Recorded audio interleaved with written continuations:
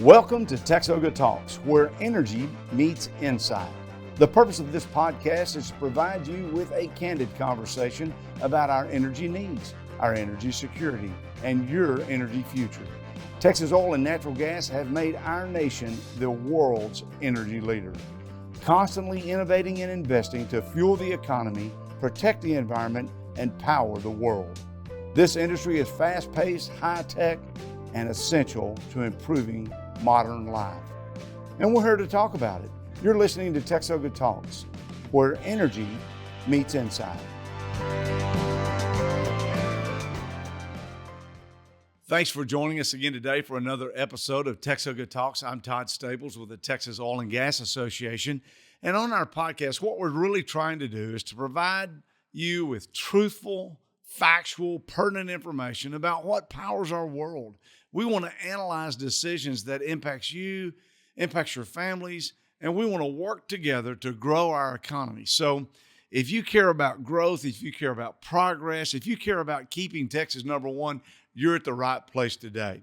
And if you've listened to TXOGA Talks much at all, you've heard me promoting a fantastic event that occurred in Austin, Texas, 2025 Texas Energy Day at the Capitol.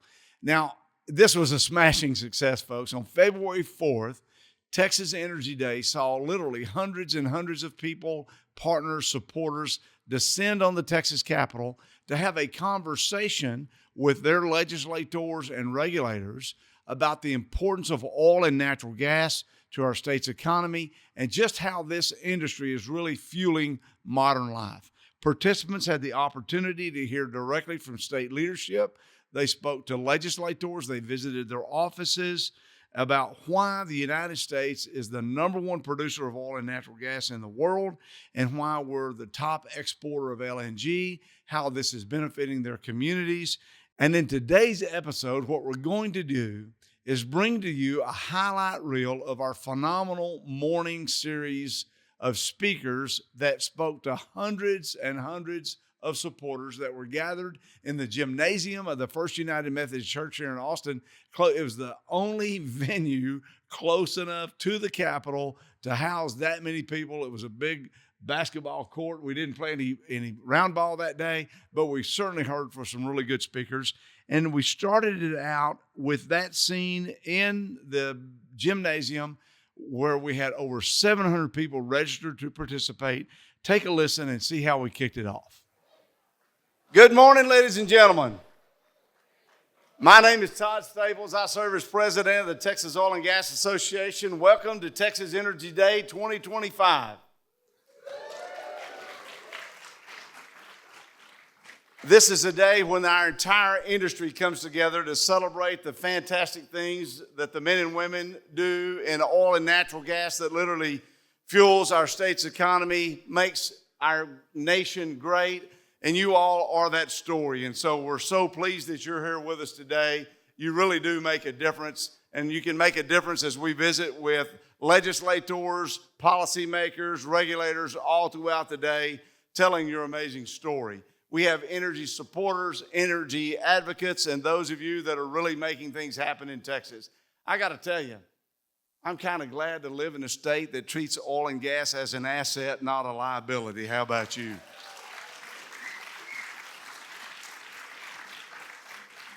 We have a tremendous lineup for you this morning, but I also saw Railroad Commissioner Jim Wright in the building here this morning. Commissioner Wright, are you still here? Yeah, let's give him a round of applause.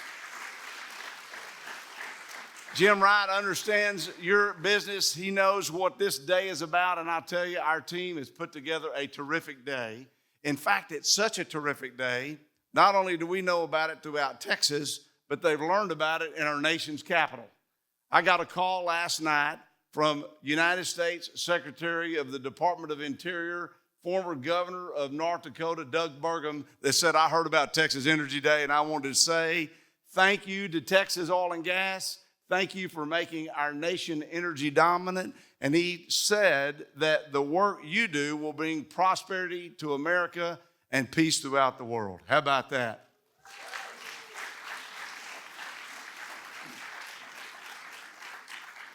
each of you have an opportunity to tell what oil and natural gas does for you in your life and what it means to our state, what it means to our nation. And Texans want to hear from you. We have done data and research, and they want to learn from those of you that are directly in the oil and gas business, and they are looking forward to you telling your story of building Texas, your story of building America, and that's what we're here to do today. Y'all know what size economy Texas is? That big, somebody said. I like that. Texas is the 8th largest economy in the world.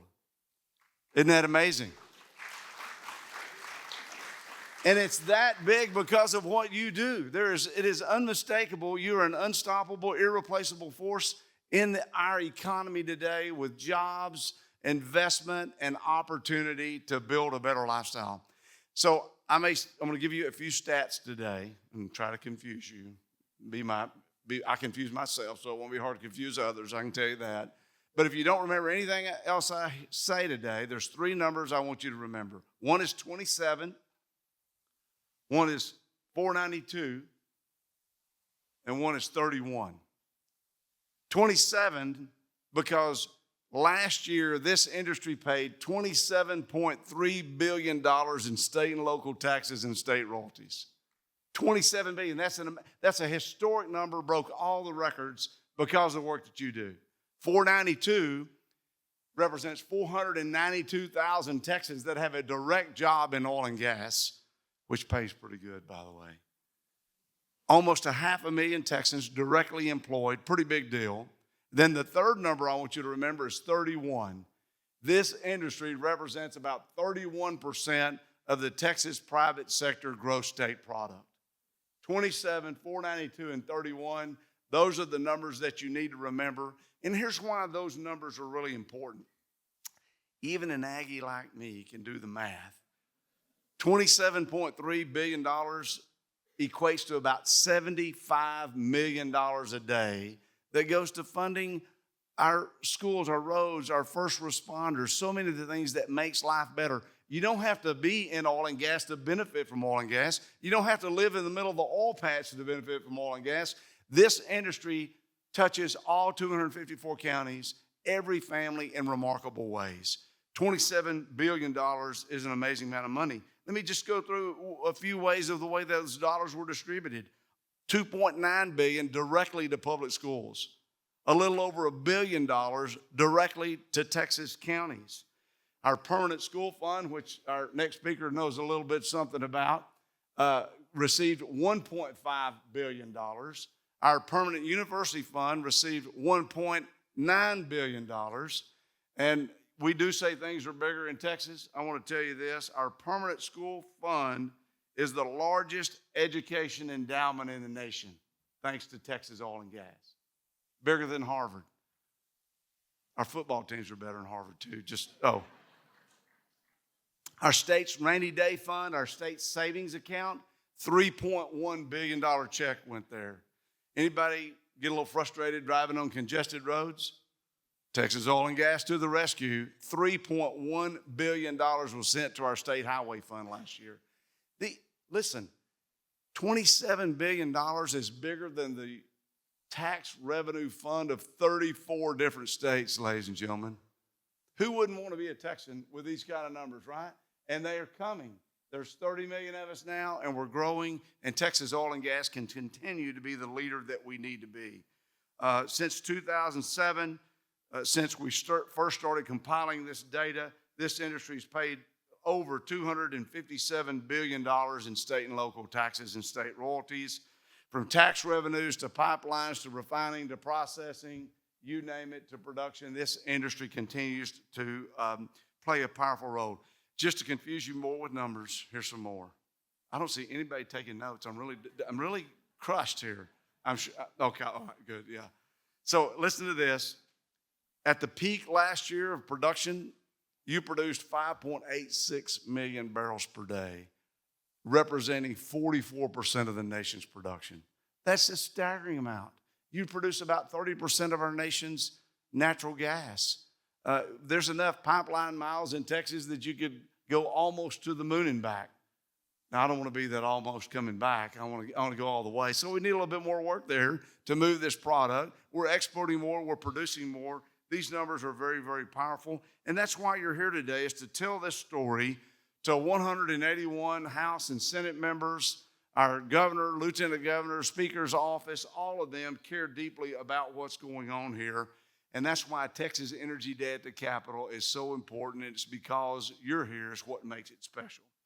The growth in this industry is not guaranteed. Policy can promote prosperity or it can hinder it. So we have work to do, even though we're proud to be Texans.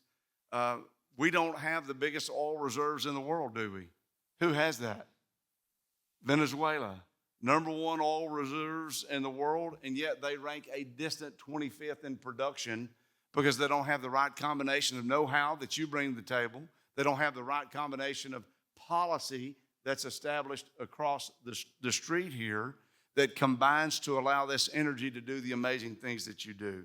So thank you for being an ambassador today. Thank you for remembering 27, 492, and all right, y'all good. Y'all don't even need to take notes. Y'all got this down. I hope you enjoyed that clip. Now we have one with one of our state's leaders, the Commissioner of the General Land Office of Texas, Dr. Dawn Buckingham, who provided insights and highlights of the way the General Land Office is fighting to grow the state's economy and some of the things that they're doing. I think you'll enjoy hearing what she had to say. In stewarding 13 million acres, being essentially the largest mineral owner in this state, I can swing a stick that a lot of mineral owners can't. So we actually have acquired property to get us into some of the endangered species fights, for instance, because a lot of those species aren't endangered. It's just a way for them to shut down oil and gas. We look at the way the EPA was trying to shut down oil and gas with seismic activity, produced water reinjection, all those kind of things. And so we said, okay, how can we defend oil and gas there? Well, we can stand in and be an instrumental part of the Produced Water Consortium. And I'm telling you, together, we're about to turn West Texas into a garden oasis. You just watch, it's about to happen. So we're gonna do great things with produced water. And I'm sure it's a mixed group, and I don't want to be too partisan, but thank God Trump won. And so that the natural gas export has been lifted. We have so many things, exciting things going on in the industry, but we were leading the suit in that. So many fun things. The other thing we did is we're leading the world in carbon sequestration, because they were looking out on the horizon. There were requirements to get carbon neutral by 2030. And so we said, how can we help our industry there? There's a little 1.2 million acre carbon sequestration lease, largest in the world, first of its kind. And so we did that, helping all of our entities get carbon neutral as well. So we just look in every aspect of the industry, how can we be helpful and how can we dig in? And so I just want you to know, I love my job. I love being land commissioner. I appreciate what you do. It is so vitally important for the state. Please know anything the General Land Office can do, we are here to help you. And God bless you, and God bless Texas. And let's give a big hand. Todd and Corey do an amazing job at TXOGA, their leadership. So let's thank them real quick.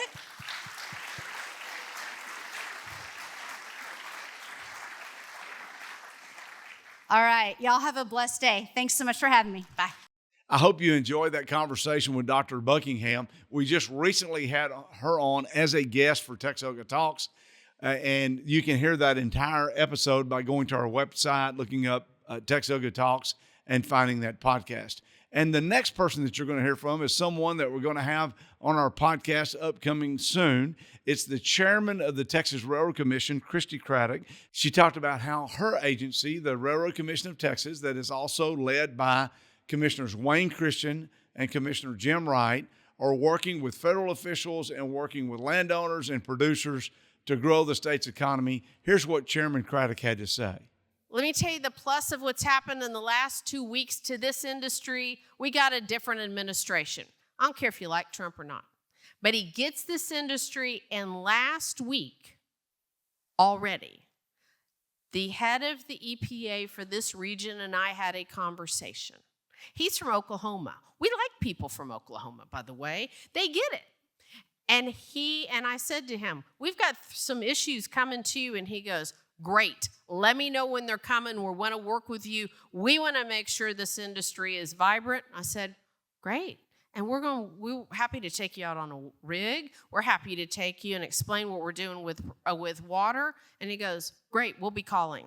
We want to work with you. We want to work with this industry because y'all are the economic driver in the country. What a shift in philosophy. So, and I said, how long you been there? He said, I got sworn in right as Trump was getting sworn in. He's the first EPA regional administrator to get sworn in the country. He's ready to go to work. We're ready to work with him. We have a new Secretary of Energy, U.S. Secretary of Energy, and maybe by the end of the week, we'll have a new Department of Interior Secretary, and we have a new EPA administrator. These are people who like this industry. They want you to do it right, well, environmentally, pay attention, but they want to work with us. And that philosophy is a huge change. So, as you go to the legislature, you're going to remind them how important you are and what you do day to day because they don't have a clue. But you're also going to remind them there are a few things that you produce that they can't do without. One, you produce the power because it's hot today and they got the electricity going and the air conditioning is on because you got natural gas that's going in. Two, you have a lot of plastic. Whether you like the plastic bags on the side of the road is a different conversation. But you produce every single thing that they use every day. And the third thing, and this is what you're going to remind them because this is what my 13-year-old gets. Cheese-flavored Doritos. If they eat them, then they are eating oil and gas. That gets everybody to go, really? And you go, yes, the chemicals in cheese-flavored Doritos, and it wakes them up. So this is really important. We may not all like cheese-flavored Doritos, but it wakes up the 20-something-year-olds who are over there staffing this, and they will pay attention to you. So to that end, thank you all for what you're working on. Funding for us, funding for the people who come behind. It's your money. We want to do our job well, and we want to continue to be a leader for the state. Our next speaker is from the Texas Commission on Environmental Quality. Now, many of you may not have daily interactions with TCEQ, but they are a very important agency to all Texans, protecting our air quality and our water quality. Newly appointed Chairwoman Brooke Paup spoke, highlighting how her agency is working to be efficient and to deliver services that Texans need. Here's what Chairman Paup had to say. I want us to have consistent, predictable, and efficient regulations. I want to be out there talking to industry, and I need people to do that. For a long time, TCEQ has just kind of made do on a small budget. Not small for some state agencies, but pretty small for the workload. That time's changed. I do not want my agency, and it is my agency now, to be a bottleneck for this economic progress. I need more people benefit y'all. Everything gets expedited when I have more people and boots on the ground, and I need also money to keep those people. The biggest thing I heard the second I took over this job is the people are so new that you're sending out in the field. They need better training. They need all the things, and I hear that. But if I can't keep people, or if they keep getting poached, like Commissioner Craddick talks about, we have to start all over again and retrain again. So retention is a huge deal. I want to hire the best and keep them, so we don't have to train on the job. That they have that workforce knowledge, and they can help train our people, and we will all be better for that. I will be better for that. I'm a People First Chair. I was People First Chairwoman at TWDB. The budget shows, and I think our record at TWDB with almost $14 billion of water supply projects built in the last 10 years is quite extraordinary. I really hope to do the same at TCEQ, and that brings me to my second priority, and that is to, I guess, for lack of a better word, improve our communication with the EPA. Trying to be diplomatic here, people. My first day on the job, the new Region 6 administrator called me, and we had a wonderful talk. Mr. Mason, Administrator Mason, understands what the state of Texas needs, He's not fighting it. He's not pushing back on it. And he's ready to work with us. And when I tell you that is so refreshing, there are EPA staff that we work well with that have been there forever, but it's a different administration. So we're not automatically just shut out when I pick up the phone. And I have his cell phone number, and he has mine, and he knows all about my kids, and I know about his kids, and he's from Oklahoma, went to OU, but my dad is a Sooner, and he's a Sooner. So, just talking, just opening the door and having a chat, and just really having a candid conversation about what the state is looking for and how they can help and how we can help the federal government better do their job. Thank you for being with us. We're going to take a quick break to hear from this week's sponsor, but we'll be right back and hear from one of our state's leading individuals and elected officials, Comptroller Glenn Hegar. So hang on, and we'll be right back. Thanks to a partnership between TXOGA and Blue Cross Blue Shield of Texas, now more than ever, it's easy for small businesses to provide affordable group health coverage for their employees through the TXOGA healthcare plan. With a TXOGA plan, members can choose the right healthcare plan and benefits for them priced within their budget with the physicians and providers they trust. TXOGA's healthcare plan is available to small businesses with between 2 and 50 total employees who are headquartered in Texas, members of TXOGA, and aligned to the Texas oil and natural gas industry. If your organization is not enrolled but looking for coverage, visit bcbstx.com/TXOGA. I'll say that again. Visit bcbstx.com/TXOGA to learn more. Visit today.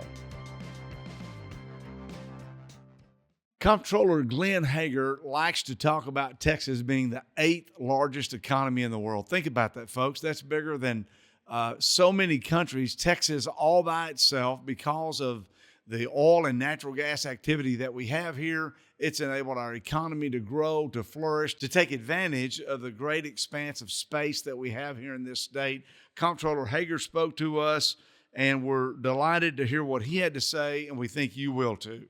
It is pretty remarkable. I tell people pretty frequently that, think about this. When you wake up tomorrow morning, it's hard to imagine. When you wake up tomorrow morning, there will roughly be another 1,600 people that call Texas home tomorrow that were not here today.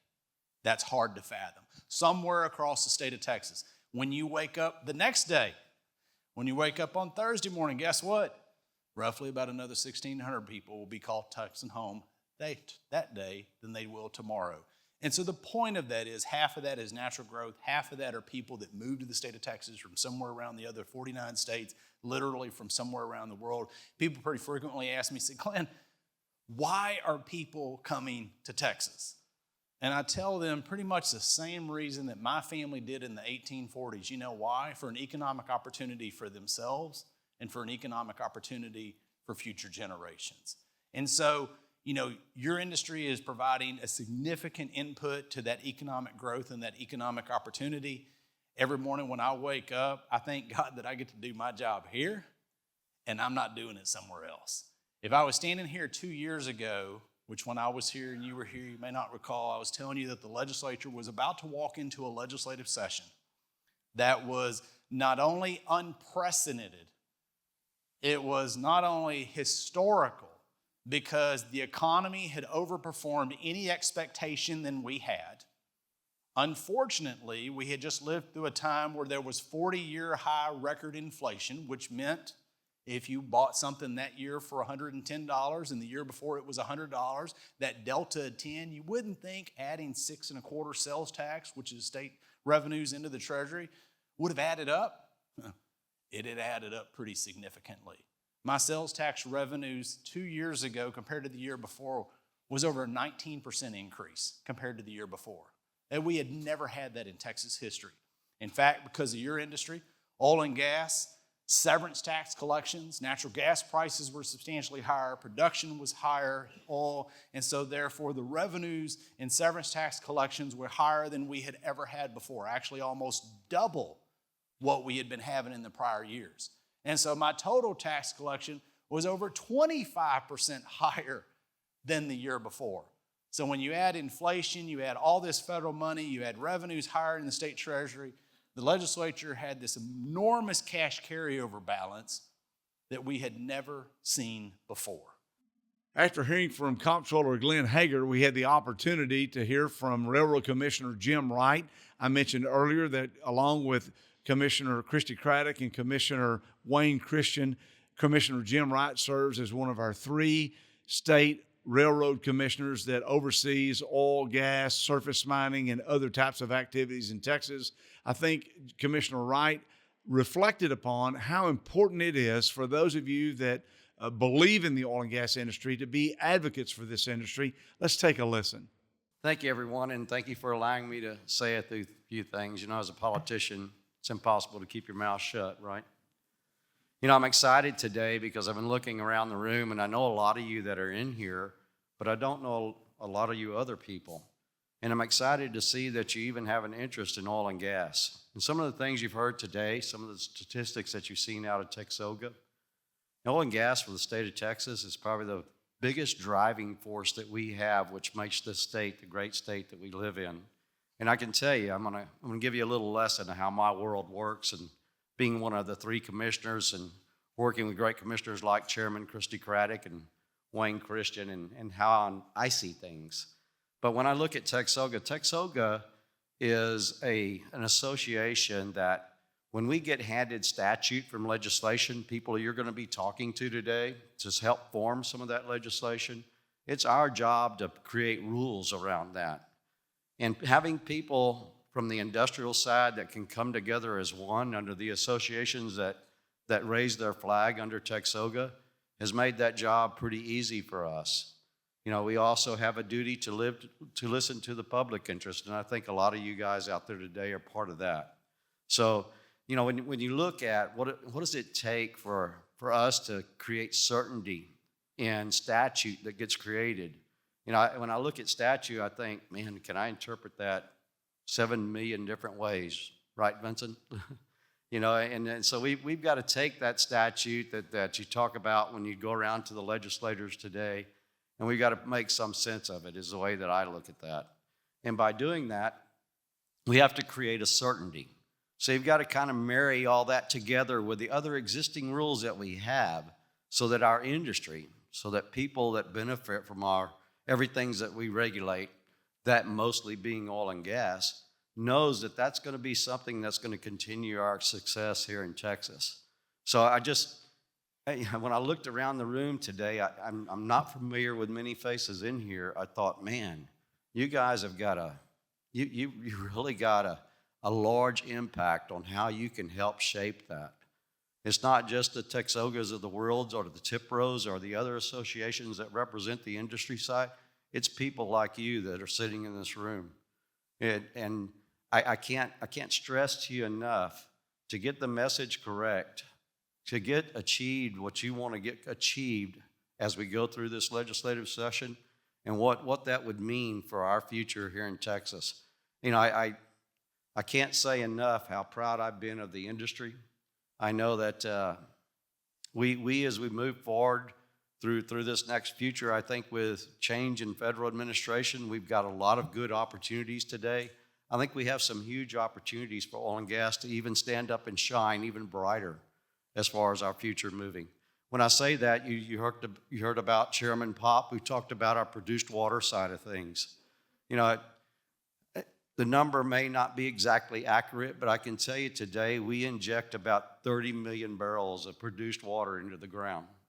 And I can also tell you, I don't know where you people live, anything west of the 98th meridian today needs water. I'm from a little town called Corpus Christi, Texas. We're actually down below 19% in our surface water sources. So we're in an emergency condition, not just from having the ability to live and thrive, but it's hurting our industry and what that industry means for that community that I come from. So, you know, I think as we look forward in the future, it gives oil and gas, it gives people like you in the audience today an opportunity for us to do even better. Because I believe technology exists. I believe the technology is here today, and I believe the economics work. for us to safely and environmentally treat produced water so that we can replace and replenish those water needs that we have. So I just want to say again, Todd, thank you for letting me say a few words. Thank you for all you do for us. I can tell you, without TXOGA and those associations, putting that statute into a verbiage that people can work within and communicate with would be very difficult. So again, thank you guys, and thank you for everyone in here and all your interest, and good luck today. And trust me, good luck today whenever you talk to legislatures. Thank you. In addition to our morning series of speakers, we had 2 state legislators that recognized the oil and gas industry and talked about it being Texas Energy Day at the Capitol on the floor of both the House and the Senate. Starting us off with State Representative Drew Darby. Chairman Darby is actually serving as chairman of the Texas House Energy Committee. He honored the oil and gas industry by sponsoring House Resolution 127, and you can hear this clip right from the floor of the Texas House of Representatives. The chair recognizes Mr. Darby for a motion. Thank you, Mr. Speaker. Members, I move to suspend all necessary rules, take up and consider House Resolution 127. All right, you've heard the motion. Is there any objection? Chair hears none. The rules are suspended. Following resolution, the clerk will read the resolution. HR number 127 by Darby, recognizing February 4th, 2025 as Texas Energy Day at the state capitol. All right, chair recognizes Mr. Darby to explain the resolution. Thank you, members. HR 127 recognizes today as Texas Energy Day. Texas leads the nation in oil and gas and natural gas production, storage, and refining. Our oil and natural gas resources have led to an unprecedented level of energy security for the United States. Because of our energy economy, Texas enjoys some of the lowest gas and energy prices in the country. Industry folks are currently visiting our offices, so they are unable to be with us in the House gallery. I want to thank all energy supporters in the Texas Capitol, including all gathered behind me right here, for all you do to support our economy. Without each and every one of you, Texas just wouldn't be Texas. Texas oil and gas truly powers our state and nation and the world. Mr. Speaker, I move adoption of H.R. 127. The question occurs on the adoption of the resolution. Is there any objection? Chair hears none. The resolution is adopted. Representative Gerdes moves to add all members' names to the resolution. Is there any objection? Chair hears none. So ordered. Following that, we had State Senator Brian Birdwell. Senator Birdwell is chairman of the Senate Natural Resources Committee. He sponsored Senate Resolution 20, which acknowledged the many benefits of oil and natural gas and fueling modern life. Ladies and gentlemen, I hope you enjoyed today listening to some of the highlights of Texas Energy Day at the Capitol. This industry has transformed America's global energy profile. It's increased our importance to our trading partners around the globe. I'm so honored to stand alongside all of these speakers, the men and women of the Texas oil and gas, natural gas industry. And I want to ask for your help in spreading the word of just how important oil and natural gas is. It's really a shame that we have people that are trying to end the best thing that Texas has going for us and for our country, providing energy security that translates into national security. And so thank you for tuning in to another episode of TXOGA Talks, where energy meets insight. The views expressed on this podcast are not intended and should not be construed to be the views of any particular TXOGA member or company. The purpose of this podcast is to engage in candid conversations about energy needs, energy security, and the future of energy.